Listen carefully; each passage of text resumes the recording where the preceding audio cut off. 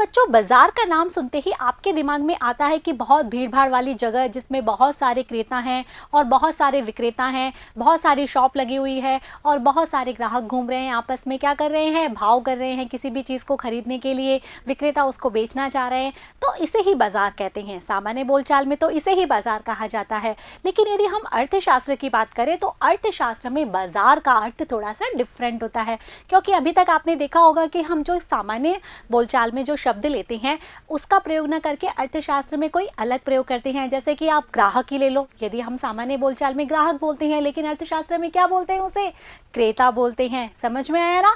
तो इस प्रकार से अर्थशास्त्र में बाजार का अर्थ क्या होता है कि जहां क्रेता और विक्रेता में स्वतंत्र प्रतिस्पर्धात्मक संबंध होते हैं।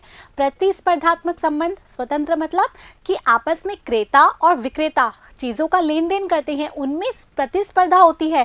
क्रेता क्या चाहता है, अपनी कोई भी वस्तु कम से कम कीमत पे खरीदना चाहता है और विक्रेता क्या चाहता है, अपनी वस्तु अधिक से अधिक कीमत पर बेचना चाहता है। यही होता है ना? तो इन दोनों में क्या होता है, स्वतंत्र प्रतिस्पर्धात्मक संबंध बन जाता है और ऐसे ही स्थान को क्या कहा जाता है, बाजार कहा जाता है। ठीक है बच्चों, यही बात यहाँ पर लिखी गई है जिससे कि आपको अपनी कॉपी में नोट करना है कि बाजार का अर्थ।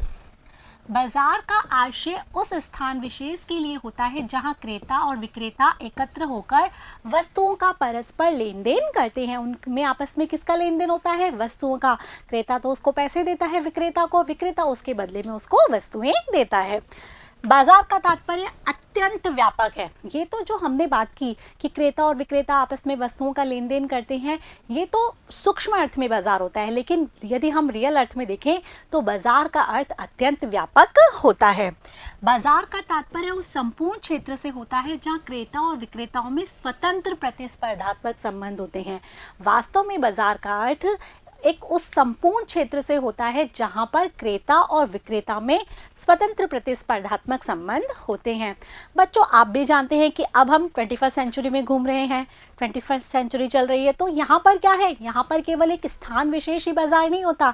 यहाँ पर हम घर बैठे बैठे भी ऑनलाइन किससे, अपनी यदि हम देखें तो इंटरनेट के माध्यम से, फ़ोन के माध्यम से बहुत सारी चीज़ें मंगवाते रहते हैं और जो विक्रेता है वो क्या करते हैं, वो वस्तुएं यहाँ पर हमारे घर पर भेजते रहते हैं। तो बाजार को स्थान विशेष तो हुआ नहीं। तो अब बाजार का अर्थ अत्यंत व्यापक हो चुका है जिसमें ऑनलाइन बाजार भी शामिल किया जाता है। यही यहाँ पर है कि वर्तमान युग में बाजार किसी क्षेत्र विशेष से संबंधित न होकर विस्तृत रूप में परिलक्षित होता है। अब हम बाजार के लिए किसी क्षेत्र विशेष का अर्थ नहीं ले सकते, बल्कि अब इसका स्तर तो बहुत विस्तृत हो चुका है। क्रेता व विक्रेता किसी क्षेत्र में निवास करते हैं किंतु फोन, मोबाइल, इंटरनेट आदि माध्यमों द्वारा संपर्क में रहते हैं। ये तो आप लोग भी जानते हैं कि ऑनलाइन बाजार का ज़माना आ गया, तो फ़ोन के द्वारा, इंटरनेट के माध्यम से आपस में क्रेता और विक्रेता कांटेक्ट बनाए रखते हैं और वस्तुओं का लेन देन करते हैं।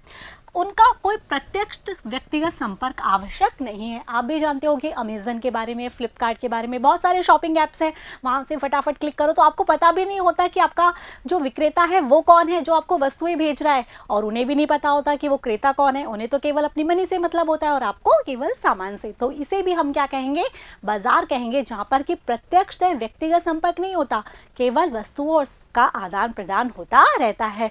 तो बाजार का अर्थ यहाँ पर अत्यंत व्यापक हो जाता है। ठीक है बच्चों, तो बाजार का अर्थ आपको अच्छे से समझ में आ गया। अब हम बढ़ते हैं बाजार के वर्गीकरण की तरफ कि बाजार को कितने भागों में बांटा गया है।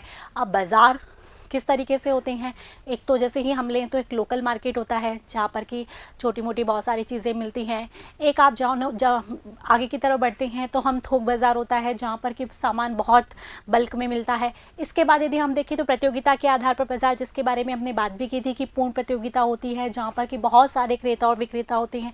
तो इन्हीं आधारों पर बाज़ार को 5 भागों में वर्गीकृत किया गया है। ठीक है बच्चों, तो यदि हम सबसे पहले देखें तो क्षेत्र के अनुसार बाजार कितने प्रकार के होते हैं, तो 4 प्रकार के होते हैं। आप देख पा रहे हैं क्षेत्र के आधार पर बाजार कितने प्रकार के होते हैं, 4 प्रकार के।